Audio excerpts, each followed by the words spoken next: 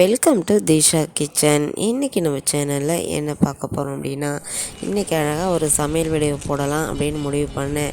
ஆனால் ஊர்லேருந்து வந்ததில் ரொம்ப டயர்டாகிடுச்சுங்க. ஒரு நாள் ஆனாலுமே நேற்றுக்கு நல்லா அழகாக ரெகுலராக ஓடிடுச்சு. ஆனால் இன்றைக்கி கொஞ்சம் உடம்பு அசந்துருச்சு. அதனால் மத்தியானம் கடையில் மெஸ்ஸில் தான் 2 சாப்பாடு வாங்க சொன்னேன். ஆனால் இந்த 2 சாப்பாடு வாங்குறதுக்கு அரை மணி நேரமாக வாங்கிட்டு வாங்கன்னு என் பையன்கிட்ட கெஞ்சினது எனக்கு தாங்க தெரியும். மத்தியானத்தில் கடை சாப்பாடு அப்படின்னா சாப்பாடே வேணான்னு சொன்னாலும் சொல்லுவாங்களே தவிர, ஆனால் கடையில் போய் ஒரு ஆசையாக விருப்பப்பட்டுலாம் சாப்பாடு வாங்கிட்டு வர மாட்டான்.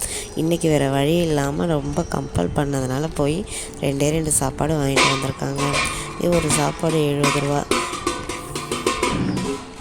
அதுவும் எனக்காகலாம் வாங்கிட்டு வர கிடையாது. அப்பா 1 மணிக்கெலாம் சாப்பிட வந்துடுவாங்கப்பா, சத்தம் சீக்கிரம் போயிட்டு வா அப்படிங்கிறதுனால போய் இந்த சாப்பாடு வீட்டுக்கு வாங்கிட்டு வந்திருக்கு.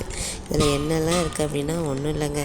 வத்த குழம்பு, மோர், சாம்பார், அப்பளம், கொஞ்சோண்டு துவையல்.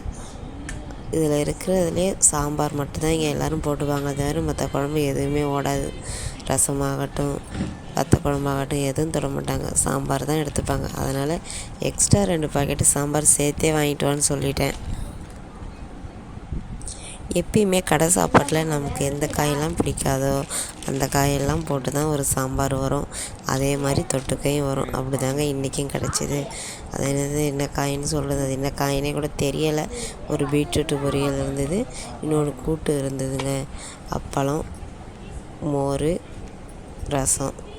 அவ்வளோதாங்க இன்றைக்கி மதிய சாப்பாடு. இவ்வளோதான். நாளையிலேருந்து வழக்கம் போல் உடம்பு கொஞ்சம் நல்லானதும் நம்ம சமையல் வீடியோ போட ஆரம்பிச்சிடுவோம்.